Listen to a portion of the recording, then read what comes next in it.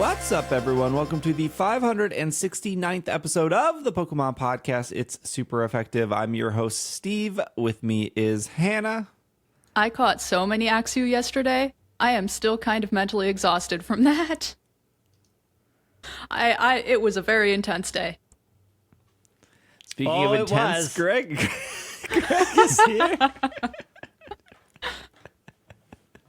You know, we should have gone to the art park because it didn't rain up at my house at all. We went to Gold Medal Park because Steve's like, let's go there because there's a farmer market. And what did he bring with him? Torrential rainstorms and hail.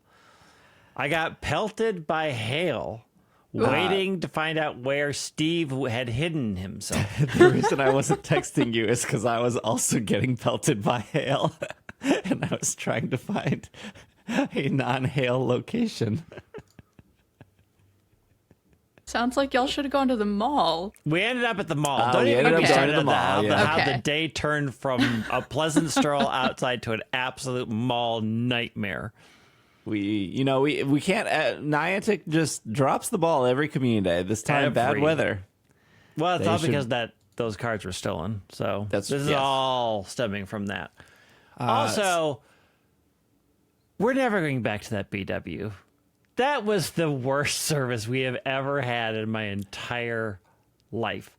We got there at 5. We got food, kind of, at 6:15. You were keeping track. B-dubs. I mean, I was doing lucky trade after lucky trade at the B-dubs, so my time was flying. I will say that B-dubs was terrible service. The worst. Pretty bad. We should have went to Rainforest Cafe. We should have. We could have hopped the fence and gone and visited the rain. But I felt like doubling Do up those the still rain. exist? Oh, yeah. Oh, okay. yeah. Rainforest Cafe yeah. constantly has a line at Mall of America. Yep.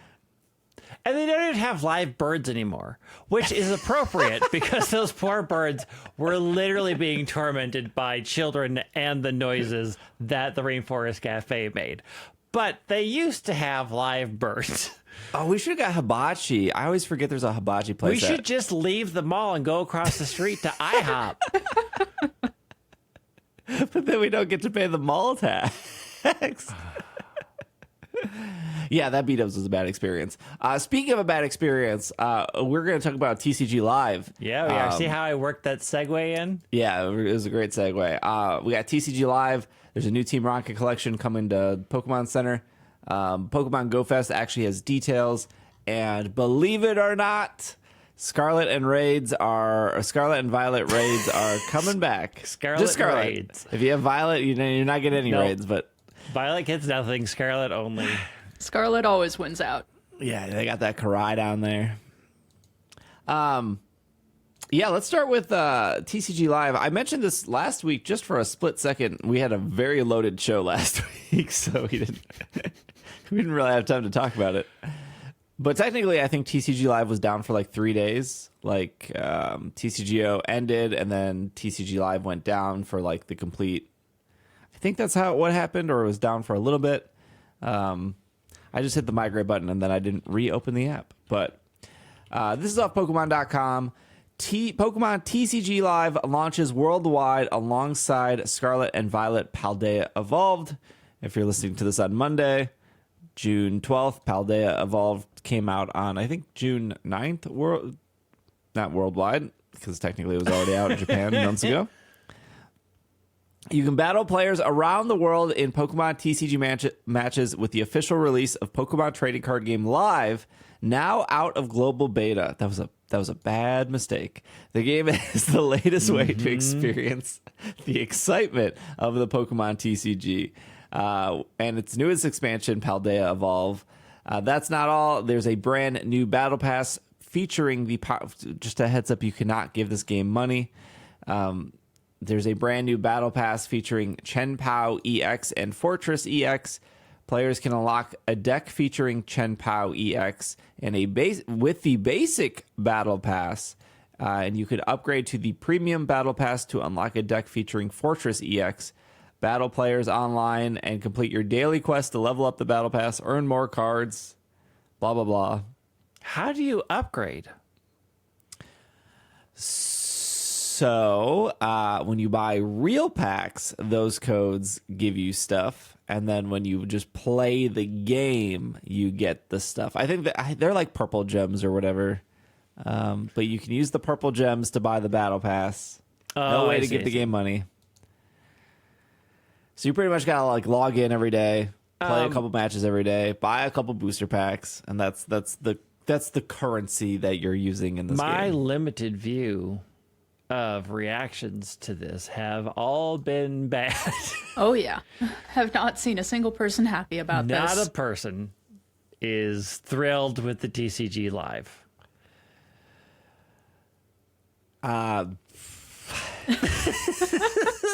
Including this poor person on Reddit whose entire life has been ruined because there's not expanded in the game. Yeah, I don't have that post in front of me. We don't need to read the post. I mostly put it in the notes to remind myself because nowhere is this mentioned that. I will read a cleaned up version of the headline. No expanded? That's all I play. This stinks. That's pretty much the first text I got back from my friend after they moved their cards over. Yeah, it's the crazy thing here is that this game was announced and was supposed to release sometime around BDSP. And then they delayed it. Now just think of this for a second. Remember, just think of like Pokemon Go. But let's think of Pokemon Scarlet and Violet, where people are like, they should delay the game. Oh, they did for this. They did. And it didn't get any better. They delayed this game for over. Again, I want to stress that this game was supposed to come out around the time of BDSP. That was we've gotten 2 Pokemon games since BDSP, and this is not better. Now, dear listener, if you're driving in your car, I want you to pull over and I want you to think about this situation, which is, remember when people are like, they should take Pokemon Go away from Niantic and give it to somebody else. They should take main series games away from Game Freak and give it to somebody else. They took the Pokemon Trading Card Game online and they gave it to somebody else. Their own internal company or whatever. Or they gave it to themselves and it's bad. And so they changed the developer from Direwolf Digital to whoever it is now. It could be not internal; they're just not revealing the names because it took them a while to reveal that. It's Ilka. It could be because they just know. They just know it's going to bring nothing but pain. They delayed this game multiple times, and it is terrible. And I would never play Expanded because I think Expanded is not it's too fun, and I hate fun. So I would not play Expanded. But it is actually mind-boggling to me that you have so many people who like played TCGO with Expanded. They have all their cards there. TCGO has existed for 12 some years. And, to be completely fair, it wasn't a great product when it first launched. I remember I was there. But to force everyone to move over, and then we have no clue when Expanded is coming. And so those players don't have anything to play anymore. They just, even if TCGO was still up and running and it was like, oh, you can't add Paldea Evolved or you can't add the next set, at least they could play something. Mm-hmm. And we have no it's just what like, even if you're like, TCG Live works, it like, it's a little slower. I've seen people say like, hey, I used to be able to do 6 matches in an hour with PTCGO. With PTCGL, the new one, I can only do like 3 or 4 matches an hour and that speaks to like just how long everything takes in the game, the animations and stuff. Even if you're like, okay, well, I can still play. The fact that Expanded is just gone and we have no release date of when Expanded is coming. You can't even look at your cards at least that I could find. Somebody can correct me in like the comments or on Slack or whatever. But like I traded a full art Reshiram for a full art Zekrom because I opened up like 2 Reshirams when I was like opening packs. So I traded one right before TCGL or PTCGO closed, and I can't even look at those cards. Like I tried, like my collection transferred, but because they're older than Sun and Moon, I think they're considered expanded. So they're somewhere in my collection, but I can't see them physically right now. That's absurd. If there's a way to see them, I have looked top and bottom in a very like it's like there's a lot of buttons to press in that app. Yeah, there are. I have been watching videos of people trying to use TCG Live. It would be more funny if it wasn't heartbreaking that just watching them try to interact. I like watch this video of this poor person trying to put a Pokemon from the bench into play for 30 seconds. Just nothing's happening.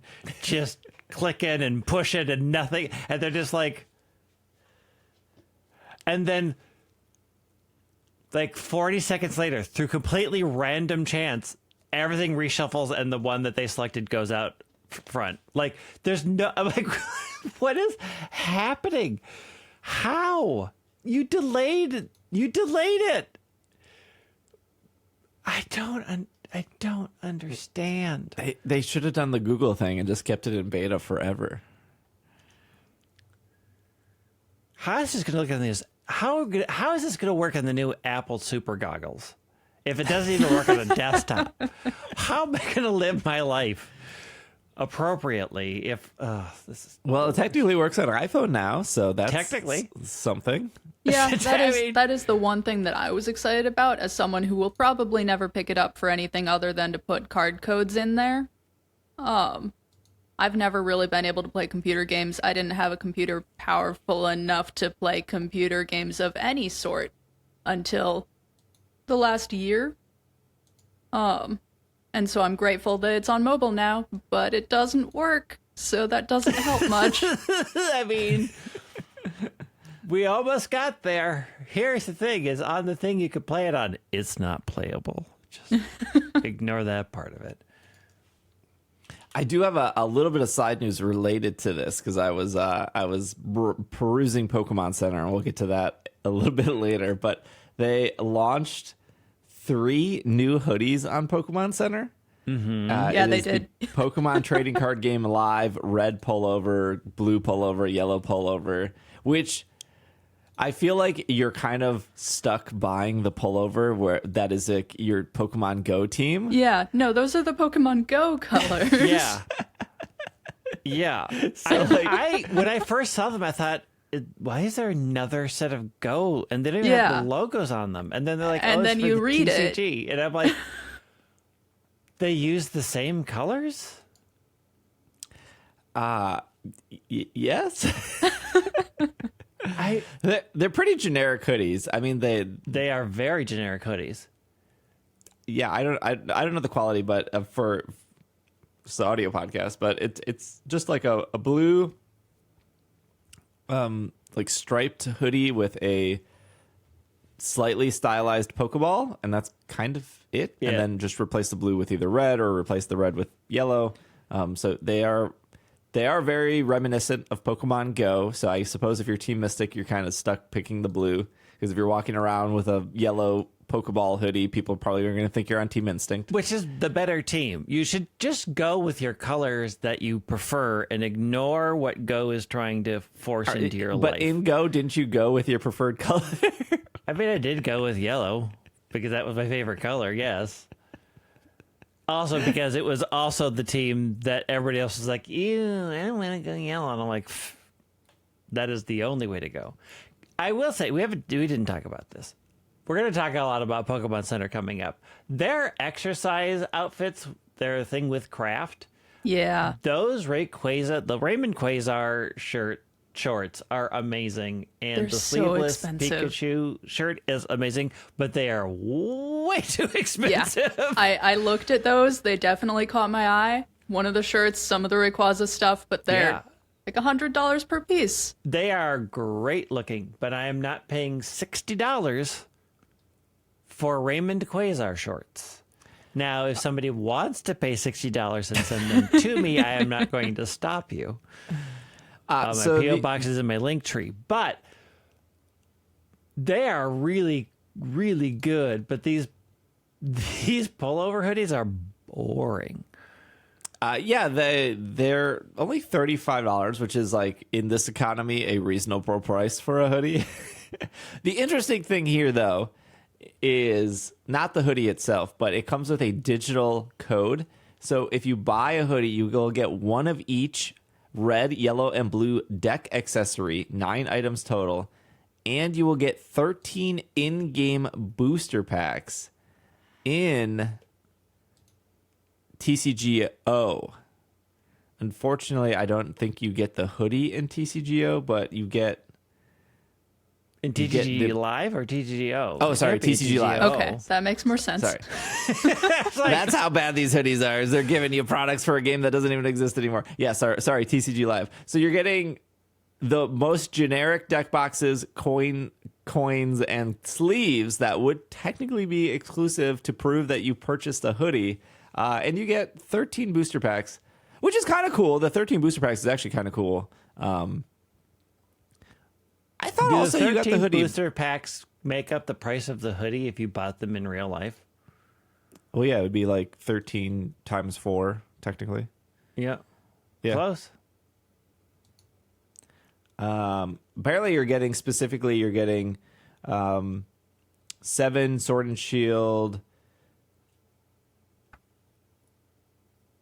7 in total. 1 booster pack from each of the following. Oh, okay. You're getting 1 Fusion Strike, 1 Brilliant Stars, 1 Astral Radiance, 1 Lost Origin, 1 Silver Tempest, 1 Crown Zenith, and then you're getting 2 of each. You're getting 2 Paldea Evolve, 2 Obsidian Flames. I don't know how that works because that's not out yet. And then 2 base Scarlet and Violet. Gift code EVO will be on July 14th. Got it. So they will email you separately for the code. That's a little bit of a bummer. I thought the code would like come in like a little card in the hoodie that you. I don't. I think it's kind of cool that like they have like an IRL product to relate back. They do this a lot with Pokemon Go, and I do like it. Like, oh, if you purchase like a Pokemon Go shirt, you're gonna get like the in-game shirt in Pokemon Go. I think that stuff is pretty neat. I wish the hoodie was not as generic, and I wish PTCG Live was good.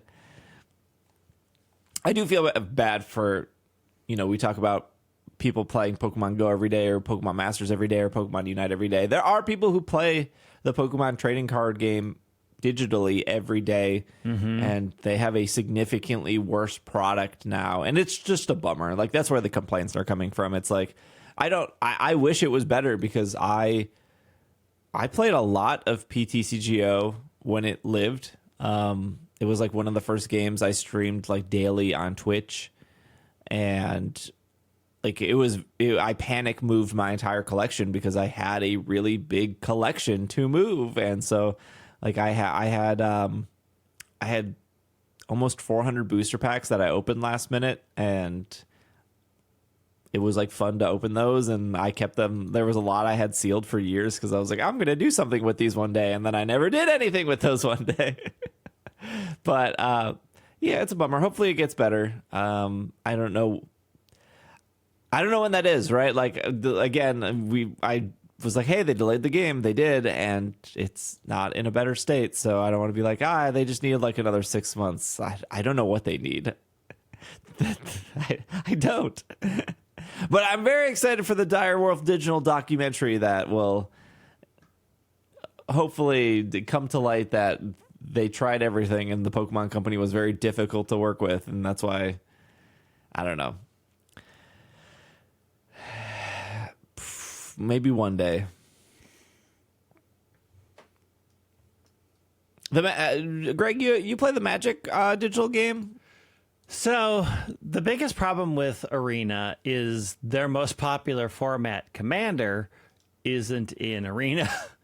That sounds familiar. They have some forms of it. They have like Historic, which is only a 60 deck, which is technically Oathbreaker, because Oathbreaker is a new format. It is the fact that the Commander isn't in there has caused controversy, but the main reason why Commander isn't in Arena is because Commander can use any card from any time, and all of the cards that have ever existed in Magic are not in Arena, because that is almost an impossible task to go back and try to get everything in. But my biggest problem with Arena is the fact that Magic is trying to make money off of both products. So they're trying to make money off of Arena and off of physical card games. And the way that they've decided to differentiate them is they added a mechanic that is kind of specific, this alchemy mechanic that's kind of specific to Arena, where you can alter cards that you couldn't do outside of the game. And so it's created this really weird dynamic of people who play Arena and are used to playing that and play there don't want to go to the card game because they're like, well, I can't play my decks the way I play them. And then the other thing is people who play paper, like, I don't understand what this mechanic does at all. It doesn't translate. None of my skills do. There's a lot of people who are like, I mean, Arena is a gorgeous product. Like, it works really well. It's smooth when they put out the things, you know, it's a money sink. But it sounds like they're two different games. Yeah. You can give Arena like real money, right? You can give Arena a lot of money. And you can't, anything you've bought in person doesn't apply to Arena. So anytime, if you play both sides, you are paying double for almost everything. So it's really kind of split the Magic community in a lot of ways, in the fact that there are now people who will only play Arena. Because that's what I think Pokemon was trying not to do. Right. And I commend them for that. If the product worked, that would be great. I really wish Arena, I wish they had codes that you had for your, like they had pack codes that when you bought a pack, you could put a code in. You kind of get, they have some of those things, but not a lot, because they really do want to make a lot of money off of Arena. And it's really, it's not ideal. Like, it's just not, it is, I don't think it's been particularly great for the Magic community. I do think the project is great for teaching people how to play Magic, because you can start for free and you get basic decks and it tells you the rules. There's a lot of rules that I learned from there that I'm like, oh, I didn't know that was a thing. Nobody told me. But you can get really deep into it and spend a lot of money and then be like, well, I have no money left for paper Magic. This is the only thing I do now. Yeah, that was the one thing I liked about PTCGO, is when people would like come into my stream and they would be like, "Oh man, I collect cards. I should really start playing. I just don't know how to like play or learn." And I was like, "Oh, just download PTCGO." Like PTCGO didn't look the best. Like, it was very outdated in its style, but the like intro tutorial was so good at like teaching you how to play, and like understanding you and walking you through.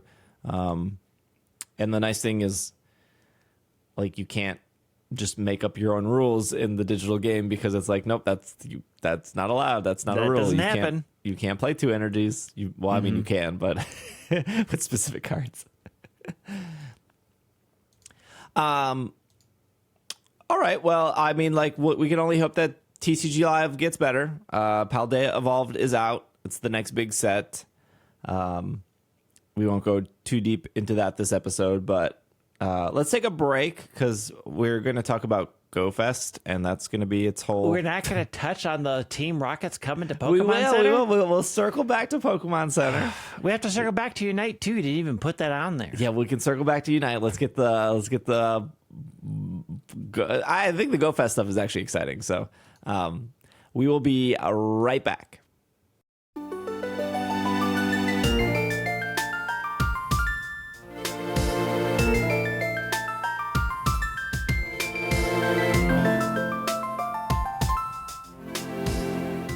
And we are back from our break.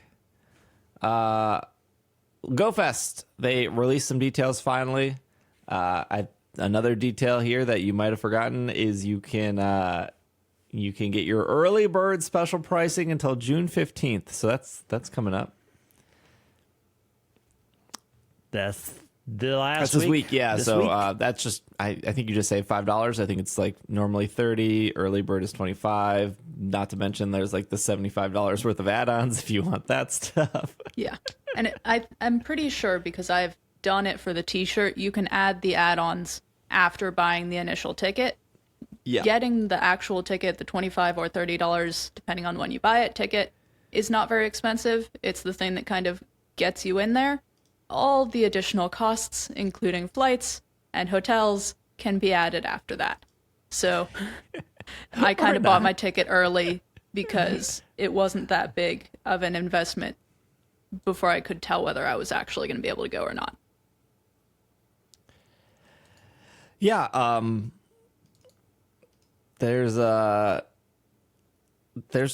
Go Fests locally, and then there's the global one. So there's a lot to cover. We're not going to cover every single thing, but they are breaking the Go Fest into biomes, which they've done before. I'm assuming I don't know if they said this, but I'm assuming the in-person events, the biomes will just be separated by physical locations because that's how it always has been for Go Fest. And then for the global, it will probably rotate on an hour basis. Yeah. Like it always has, which I think is fine. I think both are great. Like I think in person, being able to physically walk to the biome you want to walk to and hunt there is great.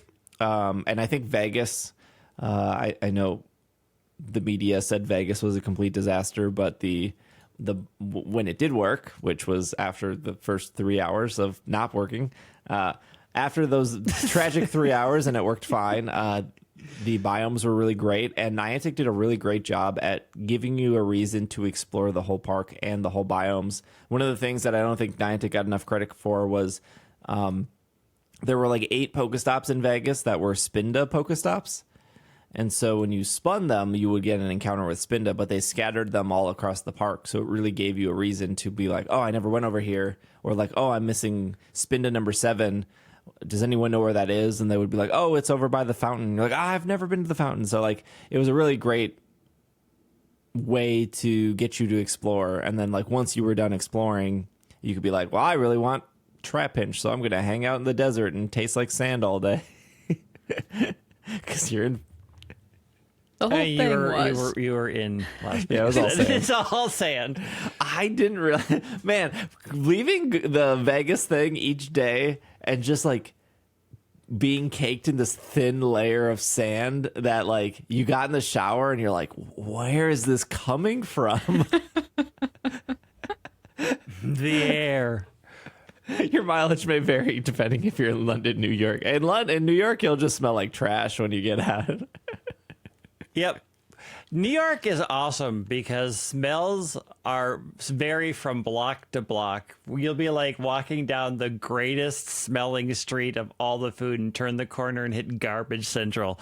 It is such a sensory overload walking through that city. I love it. Well, let's, we have an infographic here with the worldwide stuff. So I guess we'll do that because it's. Can I ask 100%. A question? Why are they pushing carbing? Because something's going on with carbing. Who cares about carbing? Who cares? Diancie and carbing aren't related. They just don't evolve into each other. It's the same thing as like Manaphy and Fione.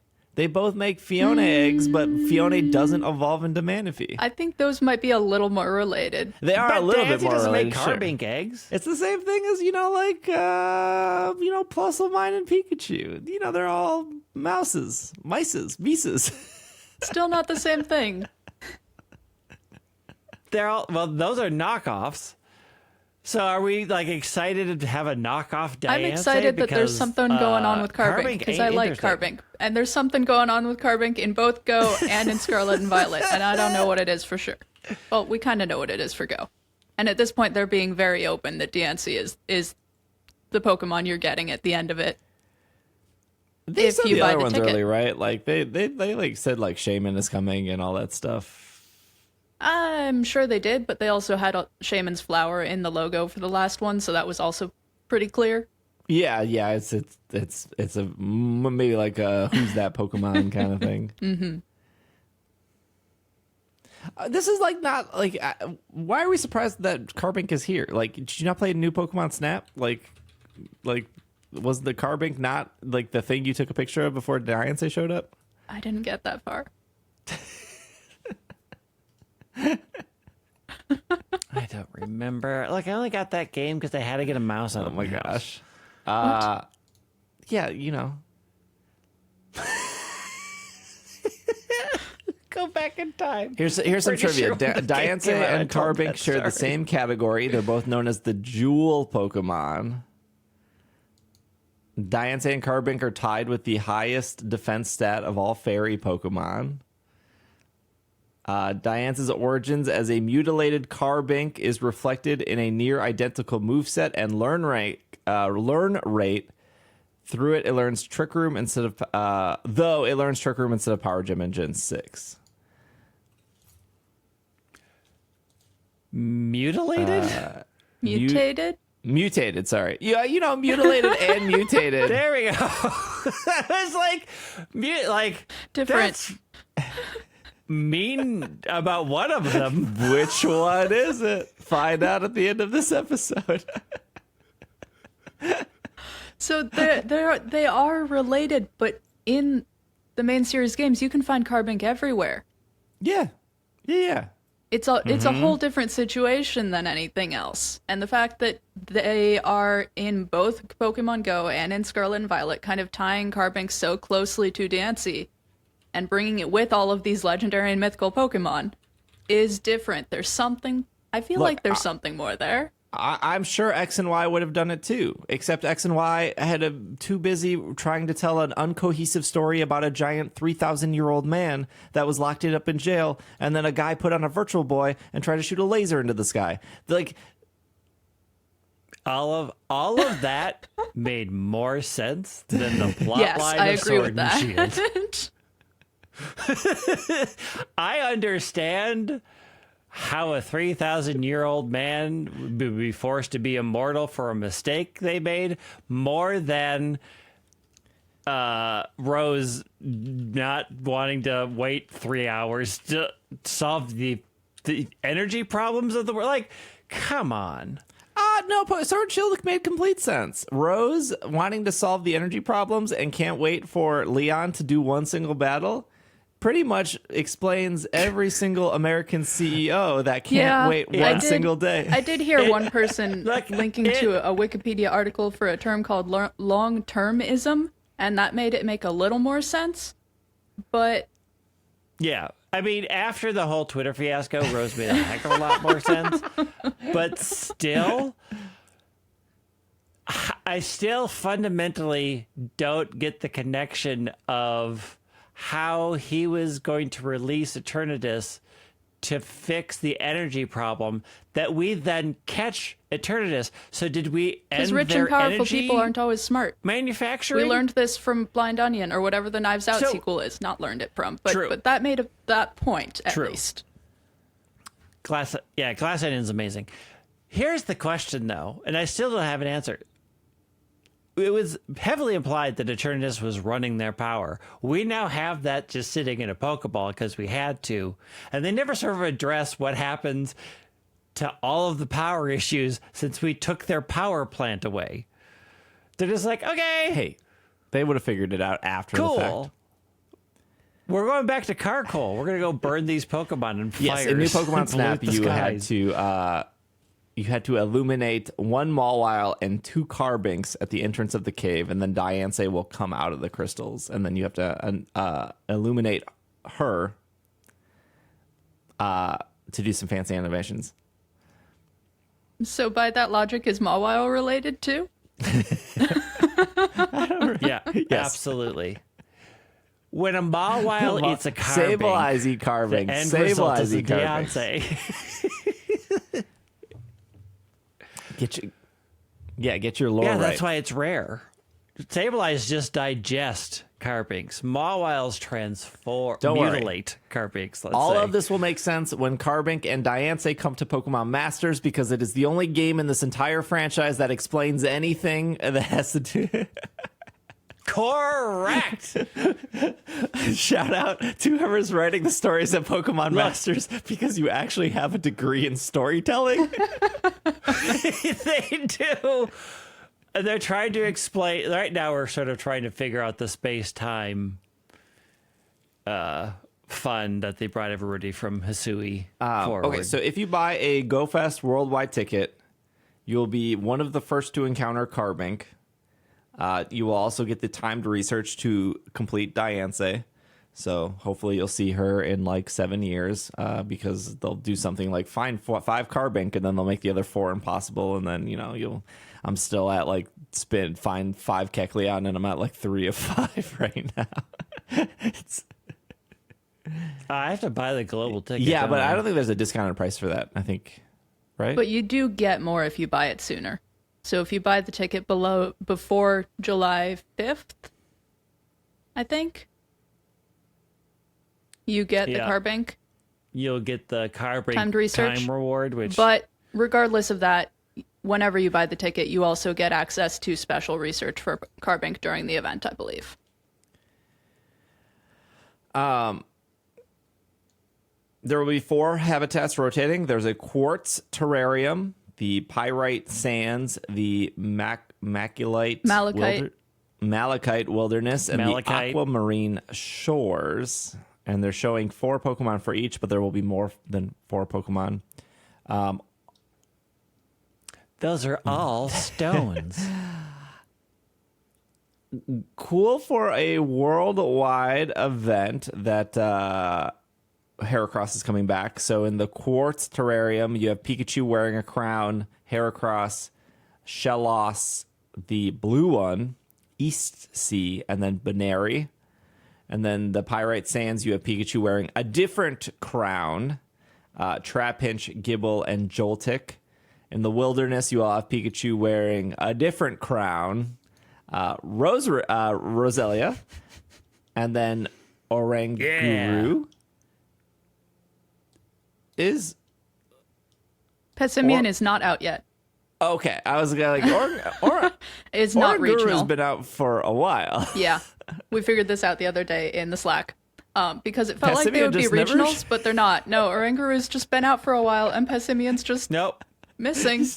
He's just hanging out. All right, and then the Aquamarine, you have Pikachu wearing another crown. These are all different crowns. I think the little gem in the crown is different. I think they're like little princess crowns or whatever. Yeah, the gems in the crowns are different colors. They look more like tiaras than crowns, but... I don't know the difference between a tiara and a crown. I don't know the official difference. They just look smaller and more dainty. The Aquamarine Shores has Pikachu, Marill, Goomy, and the West Sea Shellos. And this will be Goomy's shiny debut. And will also be East Sea and West Sea Shellos' shiny debut. It will be Joltik's they're already shiny debut, and it will be Oranguru. So Oranguru has been out and is getting a shiny before Pessimian even shows up. Yep. All right. For all of you heathens out there, they do not know the difference between a crown and a tiara. Crowns are always full circle. Oh, okay. Tiaras are always semicircle. In the past, crowns could be put upon both men and women, and typically tiaras were only for women. That process has been disrupted, thankfully, so that's not the biggest... That used to be like what people always said, where the difference... The difference is tiaras are always a semicircle, and crowns are always a full circle. So we have to wait to see the Pikachu models to determine for sure whether they're crowns or tiaras. Sure. Although they might say crown, so yes. Niantic just might be wrong. Well, they also call the thing on a Lapras a scarf, so... Yeah, that's true. We can't trust Niantic with anything. If you do the incense, which... This is like the secret scam of Go Fest, because you got to buy a $15 ticket, but then like in order to like optimize it, you need to have incense running, and you need to probably have a couple raid passes, and you have like it's a really good scam. Like you can't just spend. I mean, you could just spend $15 and not pop an incense, but I feel like you're really not getting the most out of your 8-hour worldwide. Is it 8 hours a day? I think it's like 8 hours. And yeah, look, I am not giving them more money than I have to. So yeah, plus, a lot of people have piles of incense. I'm sitting on a bunch of incense I have incense. Oh, I still have premium raid passes that I'm sitting on. But if you pop your incense during the quartz terrarium, you will get Hisuian Growlithe spawns, and then unknown is for all of them, for the record. If you pop it for the sands, you get Pawniard. If you do it for the wilderness, you get Carnivine. And then if you do it for the shores, you will get Pachirisu. They're really... It feels like the quartz terrarium is the good one, and the rest are like, oh, okay. I don't know. Carnivine and Pachirisu are both kind of hard to get regionals. Yeah, there's a lot of regionals here. Like Carnivine and Pachirisu and... Terracross? But I feel like in other fests, like I have gotten a bunch of Pachirisus and a bunch of Carnivine from previous events. That was the Carnivine has not been in any global event as far as I'm aware of. Yeah, Carnivine was just Florida and Georgia, and I think like South Carolina maybe. That would do it. I went to Florida. Yeah. Carnivine is probably the best thing coming out of Florida at this point. Yep. Just about. Yeah, so I think Carnivine was the special in Korea, actually. I think the Korean Safari Zone, I think Carnivine was the Pokemon there. Pachirisu was some Go Fest because I got 1 million of them, and they were very in demand. And I think I actually ran out in Korea because people kept asking me for Pachirisu. And I was like, oh, yeah, I have them, until I got to a point where I was like, oh, I don't have them anymore. Yeah. For people who have never been to an in-person Go Fest, I think Pachirisu is still pretty rare. Yeah, because no one actually ever goes to Canada. That's, You have to go pretty far into Canada, I think, to get a Pachirisu. Yeah, it's not right on the border. Yeah. Yeah. And Canada's on fire right now, so it's extra dangerous. The letters are A, D, I, M, N, and O with the debut of Shiny Unknown M. Could D always be shiny? I guess. I don't know when it would have debuted shiny, but it spells diamond for No, it spells Andamon. It's their introduction into Digimon. True.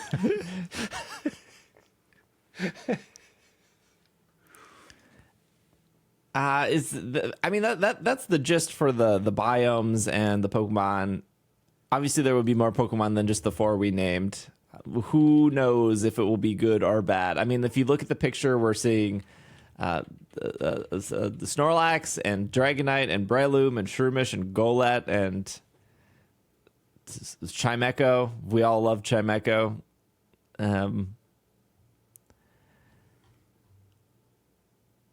But this is, I mean, like a Go Fest at this point is kind of established of what you're getting. You're getting like 4 biomes. It's a big, complicated event with a lot of stuff. Okay, so this is another chance for everybody who has way too many. Yep. I will take all of your shiny Roselia. When you catch them all and you're like, I got 40 and I know what to do with them, I will take them all. Oh, and for the Global Go Fest, the shiny rates are... They still have not revealed the t-shirt. Yeah. For the Global Go Fest, the shiny rates are only boosted if you buy the ticket, but you can encounter the Pokemon if you do not buy the ticket.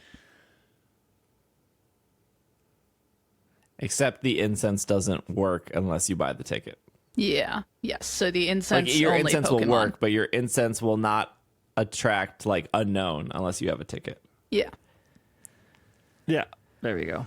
And I'm already exhausted about people complaining about the shiny rate. We had this. Which Go Fest was it, Greg, where we were at the art park and I was streaming? Last year's. Was it last year's? So that was when. It was last year's. That was when people were definitely complaining the shiny rate was nerfed for Go Fest, and then I talked to Niantic, and then Polygon talked to Niantic, and then a bunch of other people talked to Niantic, and they were like, we don't talk about shiny rates, but it was the same shiny rate it's always been. And then, of course, people didn't believe that because their RNG didn't line up with what it was the year before. Yep. I kind of always just assume I have awful shiny luck and go from there, so anytime I'm pleasantly surprised.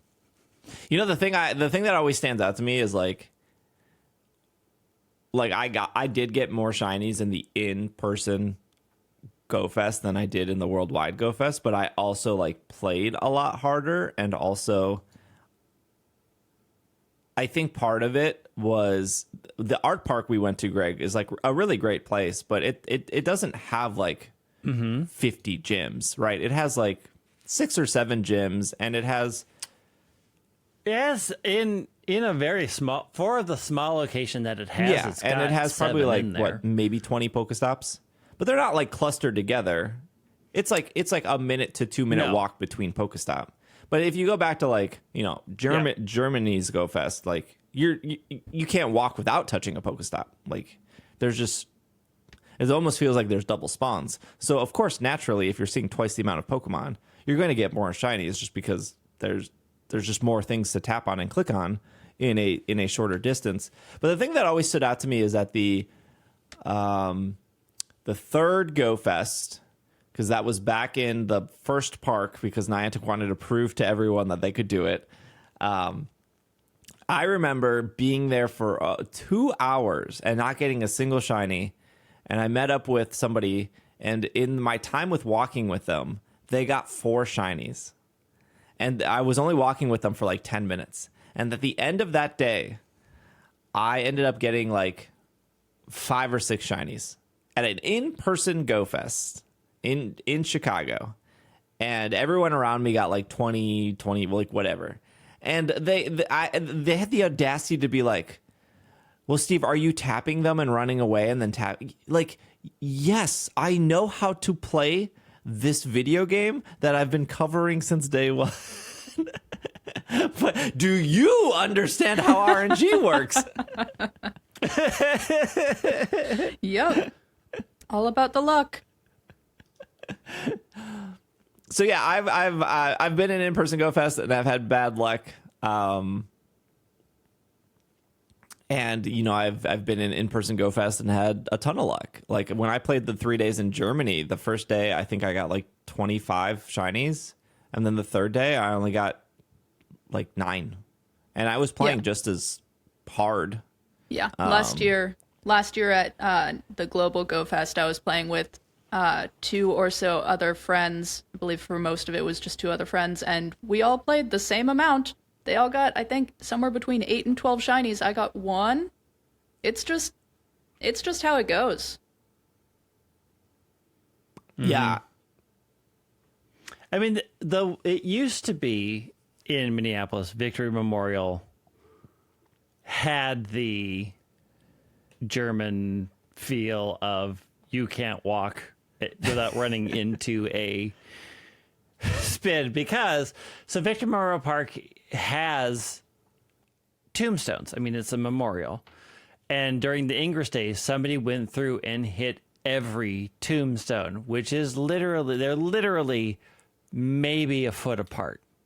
So in one 3-mile stretch, there were 150 stops. and like 2 gyms. That was the problem with Victor. There were no gyms there. And then when Pokemon Go got super popular, everybody in the neighborhood complained. So Niantic has removed, I think at this point, because they just did another sweep, I think they've removed like 2/3 of the stops that were in there. So it is no longer great. I think now Centennial Lakes is the better place for how things are laid out.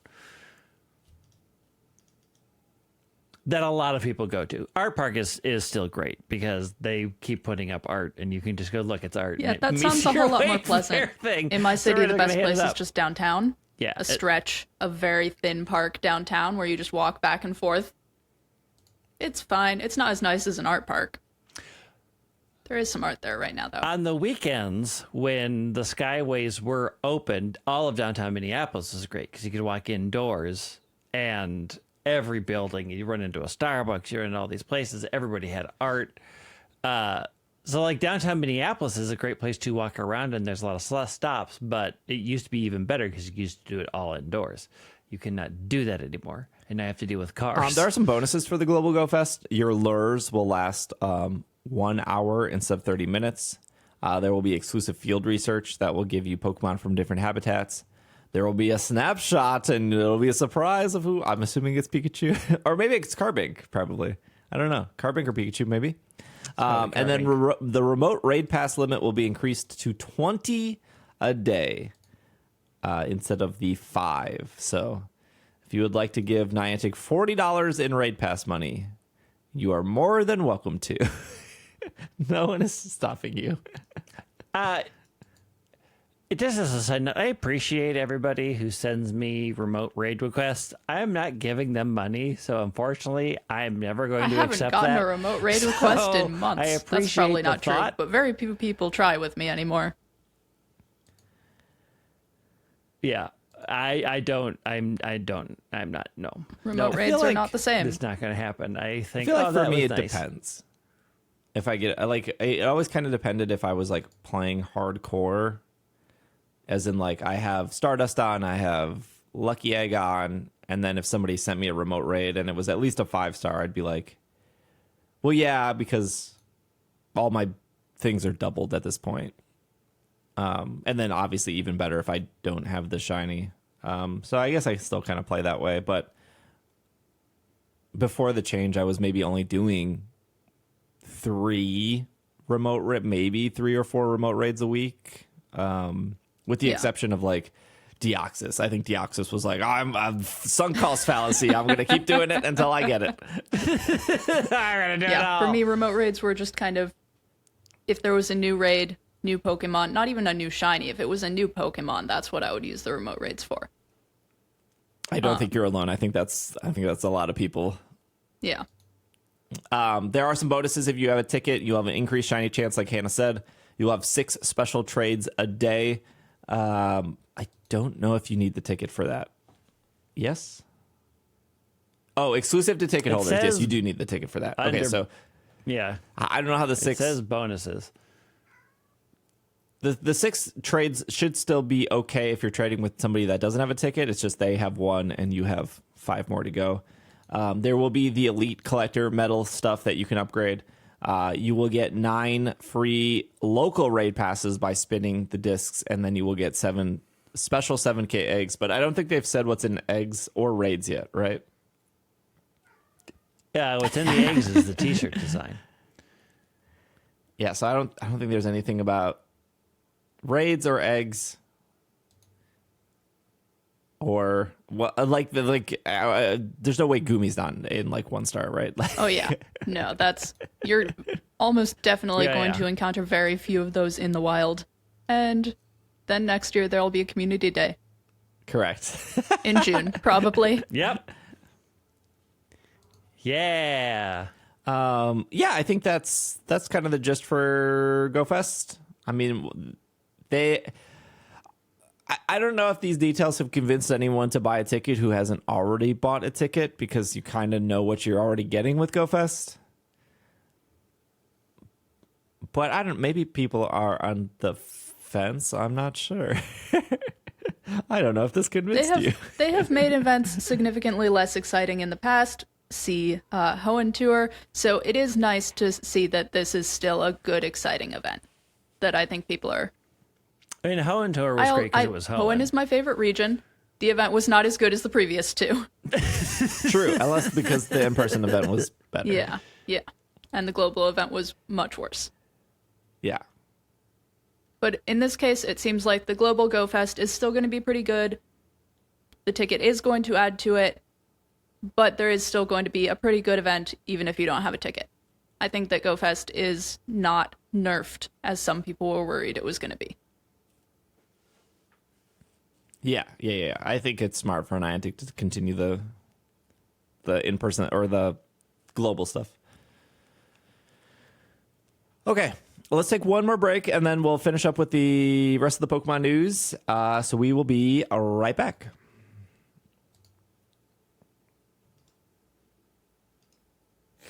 And we are back from our break. All right, we can circle back to your Rayquaza shorts here. First, Pokemon Center. This I think this news is not like the most noteworthy, but also at the same time they made a press release about it. They did make a press release about it, and it was in their email, and I'm like, so okay. I was like, usually they don't announce things ahead of time for Pokemon Center. They just put stuff up and then it sells out, and then people are like, I missed it. Mm-hmm. They had like a really cute like Pokemon gardening doormat, and like their whole garden set went up, and then the doormat sold out like instantly. But they like never put a press release about that. No. They just... So it's interesting. This is off Pokemon.com, July 7th. Blast off with Pokemon Center's Team Rocket HQ collection. Rocket into fashion. Rocket into the fashion spotlight with the streetwear collection directly inspired by the Pokemon's world's most fabulous villainous team. The Team Rocket HQ collection channels the team's rebellious spirit into styles with more than 30 mix and match pieces, including oversized t-shirts, jackets, reversible quilted vests, loose fit joggers, hats, socks, more. Whether you're a new recruit or have been stealing Pokemon from twerps since the early days, it's time to proudly proclaim your allegiance. It's coming soon to Pokemon Center. And they show like 2 hats, what looks to be a red hoodie, a vest. One of the hoodies turns inside out to turn into a satchel, a fanny pack. Yeah, that looks like one of those like rain resistant things that you like pack. I've never been a vest person. I mean, the vest is cute. It's a cute quilted vest. Hannah seems like a vest person. Me? Yeah. Yeah, you're a vest person, aren't you? How many vests do you own? Two, kind of. There you go. That's more than anybody else. They're completely different sorts of things, though. One of them's super fancy, and one of them's like a outdoorsy blends into the forest kind of thing. Yep, Hannah's a vest. What? I guess so. All right. I guess I'm called out for that. I'll take that. So are you getting the Team Rocket vest then? No. I can add a third vest. I generally don't like dressing up as villainous teams. Correct. Depending on the villainous team, of course. But Team Rocket generally doesn't have things that I want to associate with. There are some villainous teams that do, but not this one. They haven't... I also feel like when they have like these collaborations, they say this is a streetwear collection and there's 30 pieces. Maybe it's not a collaboration. Maybe they just... it doesn't seem like a collaboration. It doesn't seem like a collaboration. Up front with it. Yeah, it just seems like they're trying to really go all out. But they... Team Rocket stealing car banks. That's why they're so rare. That's why they have to market them as rare Pokemon. Yep. We've cracked the code. But there was just a Zavi. I was gonna say, so Zavi, which is They just sell like geeky merchandise. I feel like they're like the budget Think Geek. Like I just went to ZAVVI.com. I just went to Zavi right now. Pokemon, the Team Rocket thing is on their homepage. And they have a Team Rocket collection. They have shoes. They have like a shirt with Meowth on it. They have a hoodie. But this is a different Team Rocket thing, isn't it? Yeah, it is. That's why it was a little confusing to me that the Zavi collection has been up for about a month or two, but now they're doing another Team Rocket thing on Pokemon Center. So, but like also nothing is corresponding with Team Rocket. It's not like we're getting like Let's Go Pikachu 2, Let's Go Eevee 2, like just there's just like nothing. It's just more Kanto. It's just a little weird that there's like now 2 Team Rocket collections this year alone, but there's no, it's like no game to line it up with. I feel like, I guess you could argue the shadow stuff in Pogo is like slightly. There's like some shadow stuff. I also feel like, the end Team of the Go anime Rocket. in saying goodbye to Team Rocket in the anime. This is like they lean into that a little bit. They lean into Team Rocket like they lean into Gen 1. It's the one that represents all the rest. Yeah. Now, if any of this was Rainbow Rocket, instant sales, but it's regular Rocket, and who cares? It would be a much there's better... 30 pieces, Greg. There's there some 30 could pieces. be Rainbow. We haven't seen all 30 pieces. If there's a Rainbow Rocket thing in there, I may consider purchasing it. They said streetwear, so like oversized shirts and stuff. That makes sense. I've never been on the oversized shirt phase. I like the slim fitted stuff, but weird to like announce it though. With a kind of a dressed up press release where every R, capital R, is highlighted in red. Someone definitely put the effort in. Yeah, they sure did. Pokemon Center still has their collaboration with Kraft, which is what like the one step away from being close to Lululemon when it comes to fitness gear. I don't know. I got the Kraft hoodie and the Kraft jogging pants as a gift. I don't remember what I feel bad now. Hashtag ad. I don't know what collaboration I did, but they sent me. They were like, "I'll pick some clothes out," and I was like, "Can I pick the Kraft?" And they were like, "Yeah." I'm like, okay, I'm gonna pick the Kraft.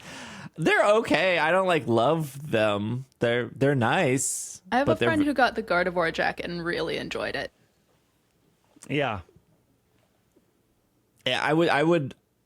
I guess my complaint is it's more fitness over function. Like it is very. They got the fitness stuff right, but man, the pockets are bad on the joggers, and the pockets are bad on the. I'm not sure they got the fitness stuff right either.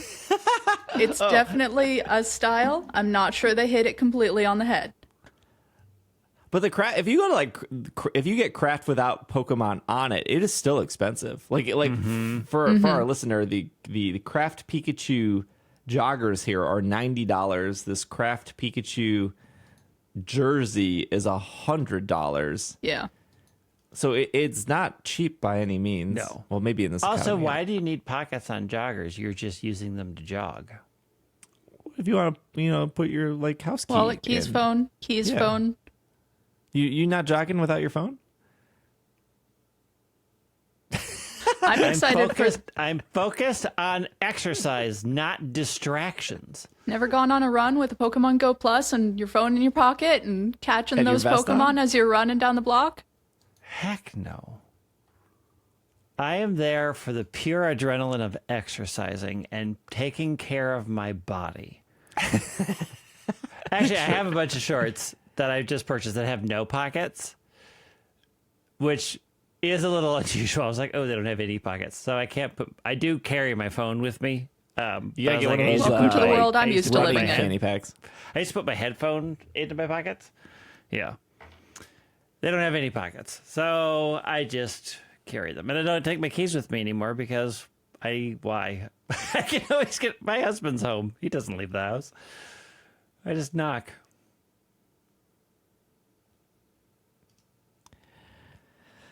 I don't know. I don't think I would I don't think I would buy any of the craft stuff with my own money. They are good designs.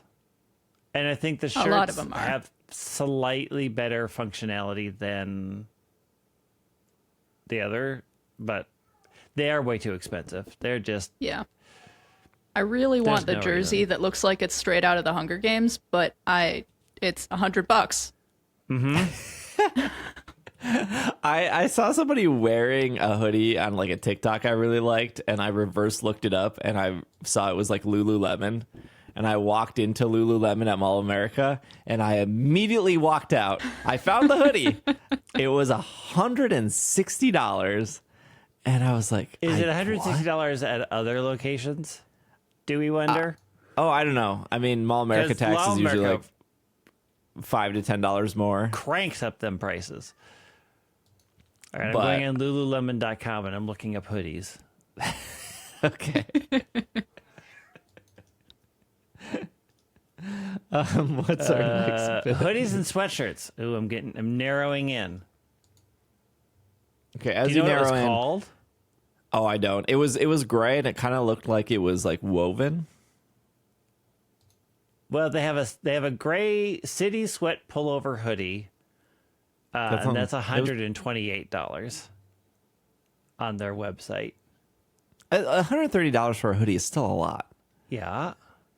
And this is all recognizing that the way that clothes are made, they should probably be more expensive than they are, but the way we all have money, we don't have money for that in general. It's just, yes, clothes should cost more, but we all know that a lot of the times clothes do cost more. That cost is not going to the places it should. I mean, I used to work in retail, and the standard retail markup on all clothing is 400%. So that's why when they are like 50% off, it's still a 200% markup.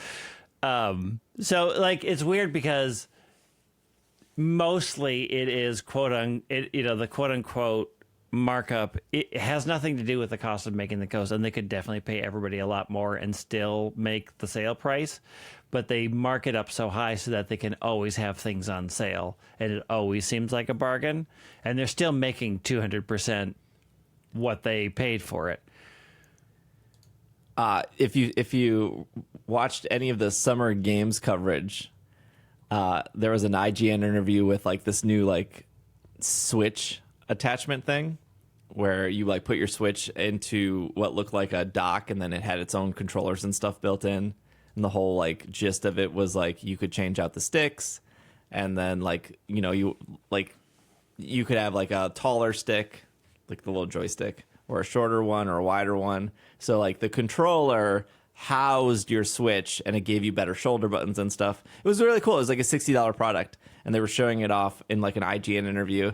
And the guy from IGN was wearing a $1,200 shirt because we reversed looked that up. And I was like, maybe I should work at IGN. They're clearly getting paid very well to be sitting in an interview with a $1,200 t-shirt.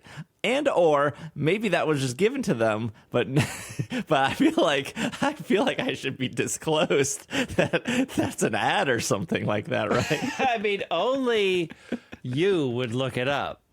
Everyone's like, no, "Oh, that's Twitch a cute chat shirt." looked it up because I was like, man, that's such a unique shirt. Like it was like, it wasn't just like a t-shirt. It was like how it was like woven, and they looked it up and they found it very quickly.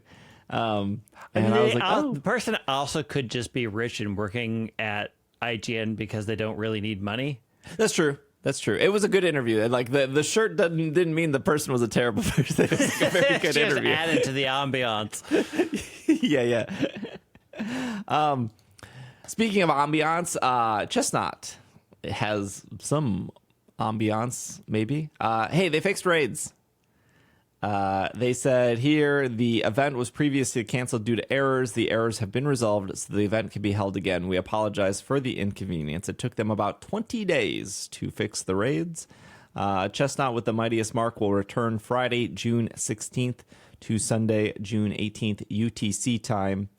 Chestnut can not be encountered in Paldea normally. It will be Terra-type Rock. You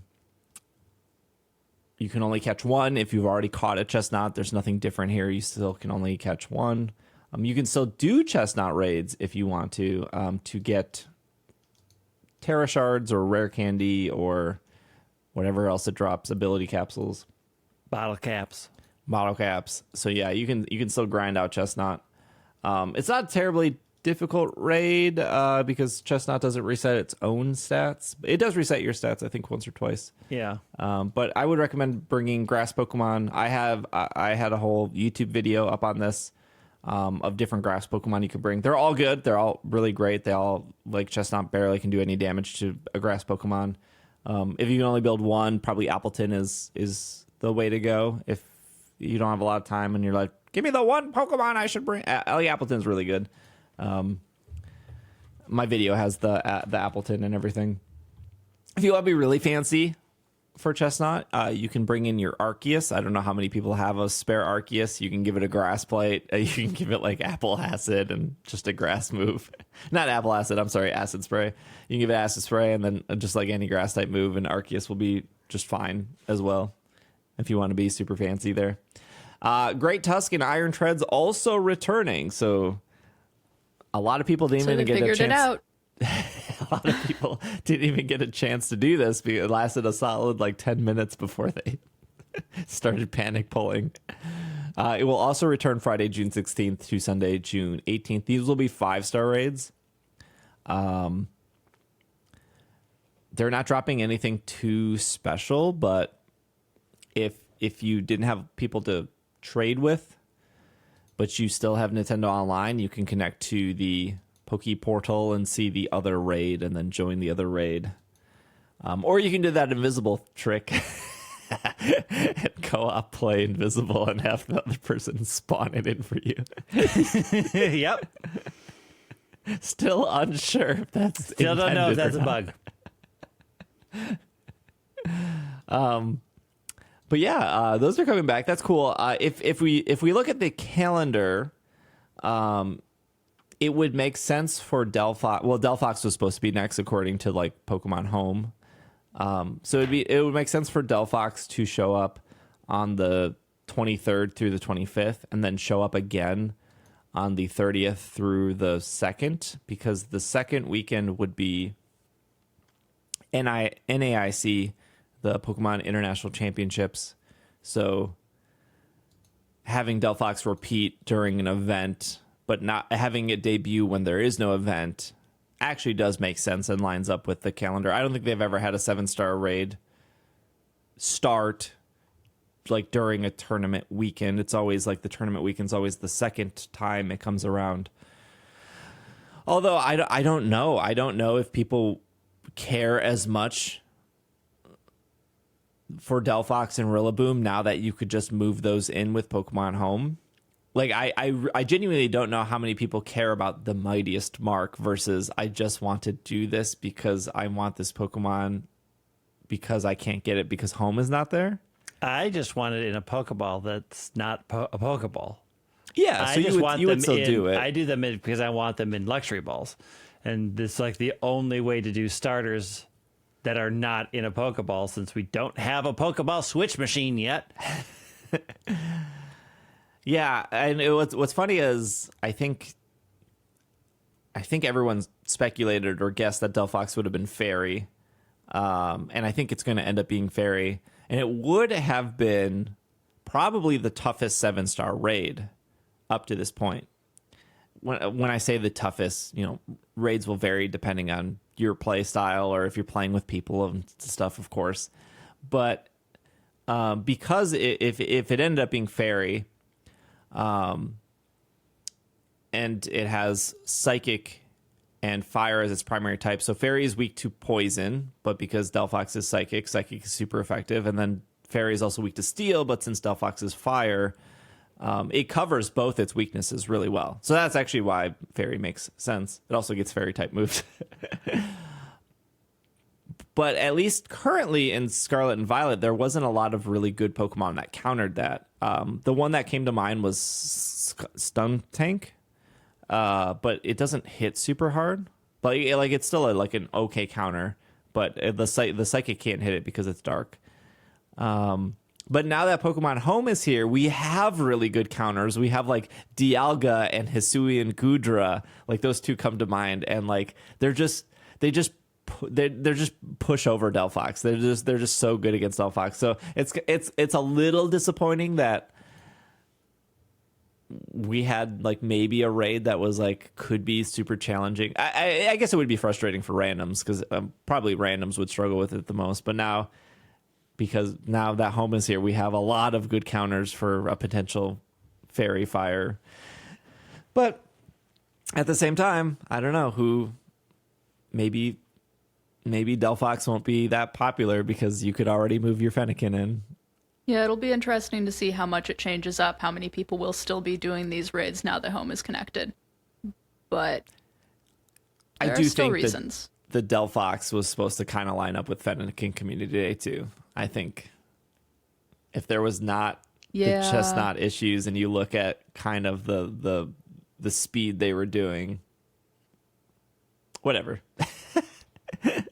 Issues happen. Apparently they fixed them. Maybe they can fix the frame rate next. Before we wrap up, Greg, you just want to talk about Leafeon real quick? Yeah, Leafeon is here in Unite.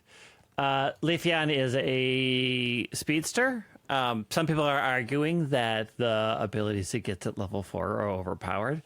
I don't know. I think it's too early to say that it's overpowered. I think Leafeon is really good. But the fun thing is if you manage to get all 5 EVs on a team, the game says congratulations on your coordination and gives you a special splash page with fireworks. Oh, that's cool. All of the EVs in-game get a special EV Link boost, so each one gets a unique increase. Like, I think Umbreon gets a 1% increase to its HP. Like a competitive advantage? Yeah, a tiny competitive advantage. And then, when an EV scores a point, all the EVs say a little heart. Super cute. That's really cool, adorable. Actually. Yeah, it's really fun. They did it really, really well. So there are now 5 EVs. You can play a team of all 5. It's interesting because Glaceon and Espeon are still really super powerful in the meta right now. And so, like, a lot of people are playing those. And while Umbreon isn't the best defender, it is a solid defender. So playing a team of all 5 EVs is actually a pretty decent configuration. The only thing you're missing is support. But the season just reset, so people don't understand how to do... Like, the season reset today. So if you want to jump in Unite at the start of the season, it reset today. So AKA wait a week for all the try hard people to all the people are going to go up. But Leafeon is a really good speedster. Its passive chlorophyll means that it runs faster. That's the speedster part of it. So it can move in really fast. All of its movesets are really good. Some people are arguing that its Solar Blade is overpowered to get at 4. Because it does do a lot of damage. But I've also, like, every time I've been in battles with Leafeon, that thing dies in an instant. Like, if anybody gangs up on it, it's just shredded paper. And the weird thing is it does have to get close because it's a physical attacker and not a special attacker. So I don't necessarily buy that it's overpowered right now, but I think it is rightly powered for where the meta is at. But go play, try to get a team of all 5 EVs. It's super cute. Cool. Well, I think that's our show. We will be back next week. And I guess we'll have an update on Chestnut. I don't think anything will change, but maybe there's something cool about the Great Tusk Iron Treads. I doubt it, but we'll see, I guess. And they didn't say when the Team Rocket collection is coming out in Pokemon Center, which is a bit of a bummer, but I'd be curious of what those 30 pieces look like. That's a lot of stuff. Yeah, that's a big collection. So I went to the Pokemon Center, and it had a banner on it, and I think it said it's coming within a week. Yeah, I saw the banner too, but if you click on it, it just takes you to... go anywhere. Yeah, it doesn't go anywhere. So it doesn't actually give dates. I'm like, okay. They have like a promo on Pokemon Center right now where if you order a bag, you get like another free bag. Yeah, You want a bag? Here's another bag. You get a bag for your bag. It's like a grocery bag. It's like a reusable grocery bag. Yeah. I always forget to put them in my car. So it's like I get there and I'm like, I forget my... I have a tiny one. I have a teeny tiny one that I just keep attached to my keys. It's great. Oh, that's cool.